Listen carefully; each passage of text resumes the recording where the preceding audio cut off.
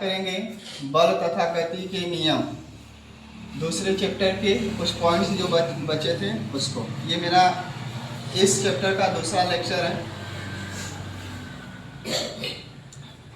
इसमें बात कर लेते हैं बल का आवेग क्या होता है। तो कोई भी बल अगर किसी वस्तु पर कम समय के लिए लगाया जा रहा है, तो कोई भी बल अगर किसी वस्तु पर कम समय के लिए लगाया जा रहा है तो वह बल और ये जो समयांतराल होता है डेल्टा टी, इसके गुणनफल को ही बल का आवेग कहेंगे। ध्यान से देखना, बल का आवेग किसे कहेंगे?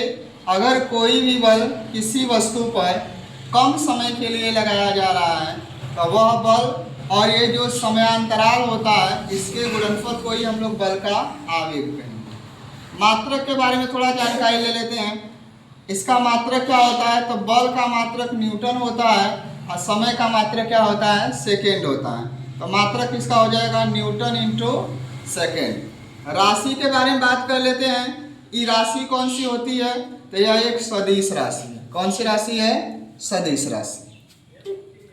आगे हम बात कर लेते हैं, नेक्स्ट पॉइंट हमारा है हेडिंग के रूप में कि आवेग तथा संवेग में संबंध क्या होता है, यानी दोनों के बीच संबंध क्या होता है। तो हमने पीछे पढ़ाया था, अभी पिछले वाले वीडियो में देख लीजिएगा कि न्यूटन के गति विषयक के द्वितीय नियम क्या होते हैं। तो न्यूटन के गति विषयक द्वितीय नियम से हमारा होता है F बराबर m इंटू ए, जहाँ ए हमारा एक्सेलरेशन होता है, त्वरण होता है, और ए बराबर सूत्र क्या होता है? डेल्टा v अपान डेल्टा टी।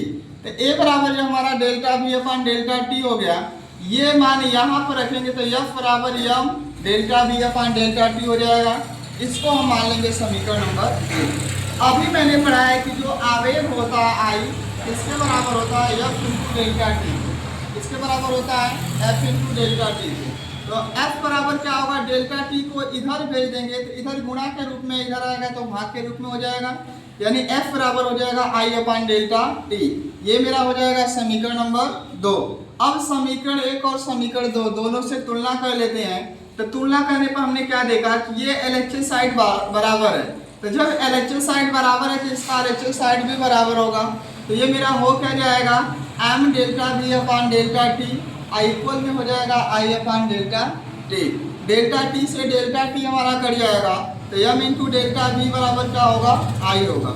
अब एक बात समझ लेना, जहाँ m हमारा मास होता है द्रव्यमान और v हमारा क्या होता है? वेलोसिटी हो गया। अगर डेल्टा v अगर हम लिख दे रहे हैं तो डेल्टा v हमारा वेग में परिवर्तन हो रहा है। तो द्रव्यमान गुणे वेग में परिवर्तन हमारा क्या कहलाएगा? संवेग में परिवर्तन कहलाएगा। तो जब ये मेरा संवेग में परिवर्तन कहलाएगा तो आवेग बराबर होता है संवेग में परिवर्तन, यानी I बराबर होता है डेल्टा P। ये हमारा हो जाएगा फॉर्मूला। आशा करते हैं कि चीजें स्पष्ट हुई होंगी।